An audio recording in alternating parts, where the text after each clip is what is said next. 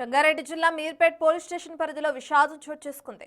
మాలాపూర్ చౌరస్తా సమీపంలోని ప్రశాంతి నగర్లో హైటెన్షన్ విద్యుత్ వైర్లకు చిక్కుకున్న పతంగిని తీపోయి గణేష్ అనే బాలుడు తీవ్రంగా గాయపడ్డాడు.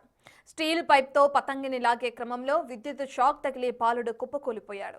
ఈ ప్రమాద తీవ్రతకు సమీపంలోని ఓ ఇంట్లో ఫ్యాన్లు ఊడిపడి ఇల్లు పూర్తిగా ధ్వంసమైంది.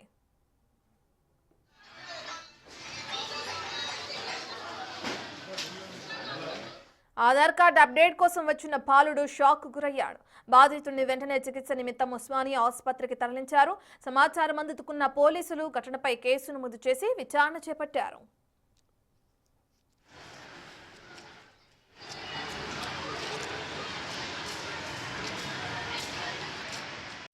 ఇంటికనే వచ్చిండ్రు. ఇక వాళ్ళు రెండంతస్తులు వేసిండ్రు. వాళ్ళ అన్న కొడుకు వచ్చిందంట, పైకి పోయిండు.